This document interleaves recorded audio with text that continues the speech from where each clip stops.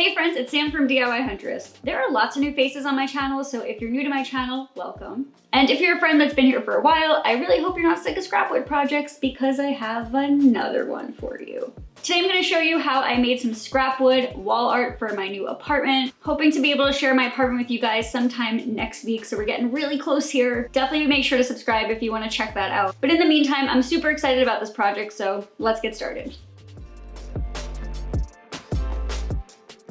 Today's project is sponsored by Burns-O-Matic. Okay, so before we get started, if you've been following along for the past couple of weeks, apologies for this crazy DIY Huntress scrap wood pile deja vu that's going on. I clearly have a lot of scrap wood, and this pile somehow is not getting any smaller with every project I do. Honestly, scrap wood hoarding anonymous was a real life thing. The first step would be admitting I have a problem, which I definitely do, and then the second step would probably be to use what's in my scrap pile, so that's what I'm doing in this project. But anyway, let's jump right on in. For this project, I used a piece of 3/4 inch plywood that I had laying around my workshop from an older project, and the first step was to take it to my table saw and cut it down into two smaller, more manageable pieces because I want to make two art pieces in this project. And once those pieces were cut, it was then time to start deciding what I wanted these art pieces to look like, and at this point I had definitely settled on the fact that I wanted to make some diamonds. Now, just gonna put it out there, I made my life extremely difficult on this project. For whatever reason, little devil Sam on my shoulder was like, you don't need a template for this project, Sam, and I totally listened and decided to try to figure out these angles on my own. And although it worked in the end, I ended up using super arbitrary angles for this entire project, which made things a little more difficult. So to make life easier for everybody, instead of just like shouting out random angles in this video, I've actually published a full step-by-step tutorial of this exact project on my website, along with all of the angles and the dimensions that I use. So if you're interested in the exact numbers that I use for my project, you can check that out by clicking on the link below this video. But basically, as you can see, I just kind of played around with angles on the miter saw until I found a side or two that I was happy with. And once I did, I then brought that piece over to my workbench and began to trace an actual symmetrical, beautiful diamond shape because all of the guesswork was making me waste a lot of material. But once I was happy with my shape, I brought the piece back on over to my miter saw where I lined up my miter saw with the angles that I actually made on the piece of wood. I then cut them out with that saw and then brought them back to my workbench where I traced a second piece and cut that one out as well. And once those boards were cut, it was then time to find the center point both vertically and horizontally to start planning out my geometric art piece. Now, this is how much of a hoarder I am. I actually still have pallet board left over from when I made my pallet wood nightstand, like, I don't know, a year ago. Probably more, who knows. But anyway, to get started, I brought them to my table saw where I cut off the rough edges. This is going to help line the pieces up better later. And then I ripped these pallet boards into 1 3/4 inch strips. And then it hit me that my crazy mastermind plan came to some screaming halt when I had to figure out some maths for this project, which was not very fun. 57, 22.5, 31.6. This is why I didn't become a math teacher. Now, I swear in my workshop I was having one of those movie moments where like all these numbers fly across the screen during my scene of figuring things out. But like I promised, I'm not going to throw out a whole bunch of random numbers here. I'm just going to walk you through my process of how I figured things out. If you're looking for the specifics, definitely make sure to visit my website and the post for this project. But basically to get started, I did cut a couple of pieces of the pallet wood into 40-degree angles, and then I placed them on this center line to start to figure out what I wanted my pattern to look like. I didn't worry too much about cutting these down to perfect size because I will be trimming them later. I just wanted to lay things out and get a nice visual. Now, as you can see, there were a couple of thinner cutoffs that I had left over from these pallets, and I decided to keep those as accents. And once I was happy with my initial design and my layout along that first horizontal plane, I then began to pull certain pieces to paint them because I wanted to get all of this in place before focusing on finding angles for the other half of the art piece. Now, the other geometric art piece that I have hanging in my apartment is one that I have made on my channel, and it's my ombre geometric piece, which I actually used my Burns-O-Matic torch to make. What I essentially did there was I used the fire from my TS4000 torch and just heated up the wood enough to give it this cool charcoal look, and I wanted these to match those, so I did the same exact thing, but only on the accent pieces. And what I do love about this technique on reclaimed wood specifically is that it really brings out the rough sawn details of the wood and gives it this really earthy, dark tone without having to stain the piece. It feels a lot more natural and it pops a lot better, and I'm ultimately just a fan of this, so that's why I decided to use it.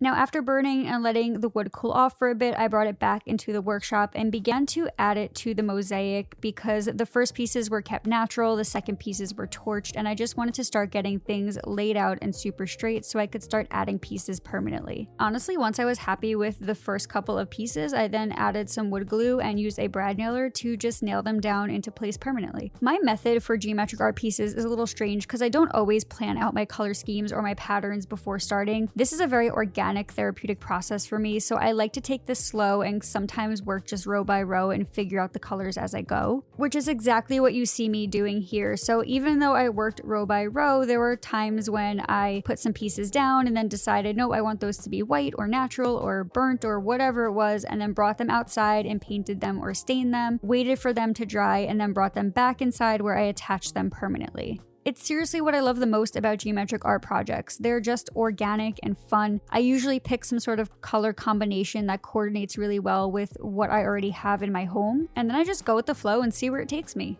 Now, once those first 2 quarters of the piece were done, it was then time to move on to the other portion of this geometric art piece, and I had to find, again, a weird arbitrary angle, but I'll show you a little trick that I used.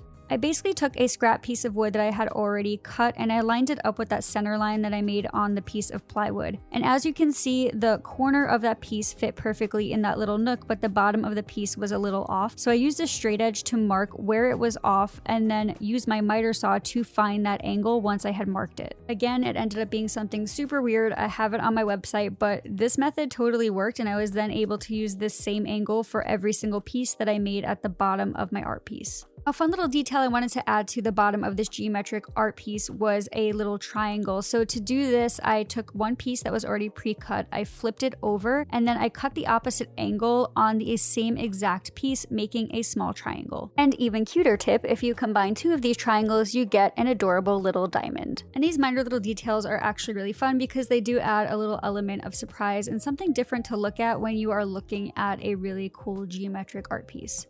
Also, another tip that really helped me here is I always label my pieces. I don't care like what language I label them in, but I definitely do because there have been so many projects like this where I painted the wrong piece and then that wrongly painted piece ended up glued and brad nailed to my plywood, and then it's impossible to pull it apart and then things break. So just to avoid any major disaster or major headaches, I take 5 minutes or so to label everything before giving them their final finish, and it has always helped me in the long run. But enough ranting about labeling. Once I was done prepping all of my pieces, I then permanently attached them to the plywood backer and then inspected my handiwork. This actually looks pretty good. All right, on to the next. Like I mentioned earlier in this video, and like you see in the thumbnail, I wanted to make a second version of this geometric art piece. So I created another one, but with just a few little minor tweaks here and there to make it slightly different. I essentially used the same exact process that I used in the first 7 or 8 minutes of this video and just swapped things around here and there so that it looked different enough, but still coordinated. And just like the first one, I didn't worry too much about making sure that the pieces fit perfectly in a diamond shape because I am going to be cutting this one down and the first one down in just a few steps.